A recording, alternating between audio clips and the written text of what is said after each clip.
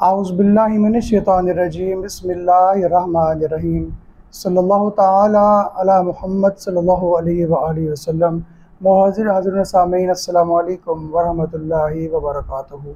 आज मेरा मौज़ूए सुख़न है मुहर्रम में शादी इतनी बेहिसी क्यों।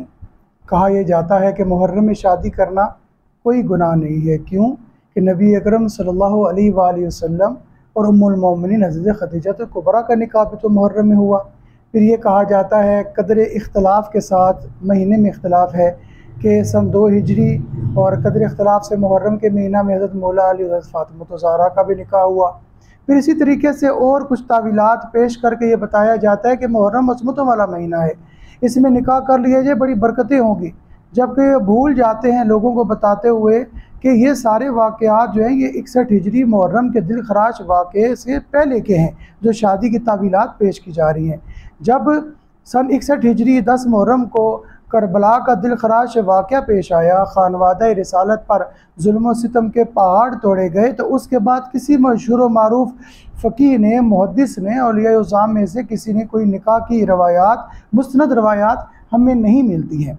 वैसे भी हमारे वालिदैन, बहन भाई, अज़ीज़ व अक़रबा जिस दिन वफ़ात पा जाते हैं तो उस दिन खुशी की तकारीब को नहीं रखा जाता, बल्कि उस दिन दुआ व दरूद किया जाता है, उस दिन मग़फ़िरत के लिए कुरान पढ़ा जाता है। लेकिन कैसी मुसलमानों के इस ग्रोह की बेहिसी है जो लोगों के अंदर जब भी मुहर्रम का महीना आता है तो ऐसी ऐसी बातें सोशल मीडिया पर फैलानी शुरू कर देते हैं कि जनाब मुहर्रम में शादी कर ली जाए, कुछ नहीं होता, बरकतें होती हैं। जबकि मैं समझता हूँ एक कामिल मुसलमान जो अहले बैत अताहार से मोहब्बत रखता है वो तो जब भी मुहर्रम का महीना आता है तो उसके सामने वो सारे वाक़यात आ जाते हैं कि 10 मुहर्रम को करबला का जो दिल खराश वाक़या पेश आया, जब हज़रत इमाम हुसैन और आपके ख़ानदान पर जुल्म व सितम के पहाड़ तोड़ दिए गए, जब आपके सामने जवान अली अकबर के सीनों को तीरों से छलनी कर दिया गया, जब आपके भतीजे हज़रत कासम को नेज़ों के साथ ज़ख्मी करके उनको लाश को खाको खून में तड़पा दिया गया, जब मासूम अली असगर के खुश्क हल्कूम पर वो नेज़े बरसाए गए और तीरों को पेवस्त कर दिया गया, जब हज़रत इमाम हुसैन को वो घोड़े पर नेज़ों से चलनी करके, तीरों से चलनी करके उनकी लाशें अथर पर घोड़े दौड़ाए गए और 3 दिन खानवादा रिसालत को प्यासा तड़पा तड़पा कर उनको शहीद भी किया गया, उनके साथ गुस्ताखियाँ भी की गई, गो कि ये सब इनके लिए आजमाइश थी।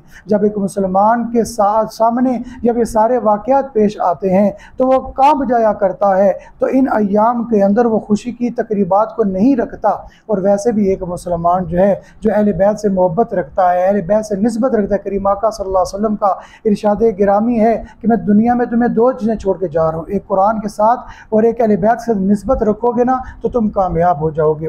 अगर कोई मुसलमान अच्छा अमल करता है, मुहर्रम में वो शादी की तकरीबात को नहीं रखता, वो मुहर्रम से वो पोस्टपोन कर देता है, तो उसके इस अच्छे अमल को उससे क्यों रोका जाता है। अल्लाह के रसूल फरमाते हैं इन्नमल आमालु बिन्नियात व इन्नमा लिकुल्लि इम्रिन मा नवा। अमलों का दारो मदार नियतों पर है, इंसान वही कुछ हासिल करता है जो उसकी नीयत होती है। और रियली सॉरी टू से वैसे ही हमारे बहुत से काम यजीदी किस्म के काम हैं, अगर कोई अच्छा अमल करके इस एक महीना में अगर वो शादी की तकरीब नहीं रखता तो कौन सी क़यामत आ जाएगी, कौन सा कोई मामला ऐसा ख़राब उसका हो जाएगा। लिहाजा ऐसे अमल और ऐसी चीज़ें ना की जाएं कि जिसके अंदर गुस्ताखियाँ हों। अगर कोई अच्छा अमल कर रहा है उसको करने दीजिए, इस एक महीने में अगर शादी नहीं होगी ना तो कोई इतना बड़ा कोई नुकसान किसी का नहीं हो जाएगा। अपने आप को अहले बैत से और अपने आप को इस ख़ानदान के साथ निस्बत इसकी रखिए, यही निस्बत आपको दुनिया में भी कामयाब करेगी और आखिरत में भी कामयाब करेगी।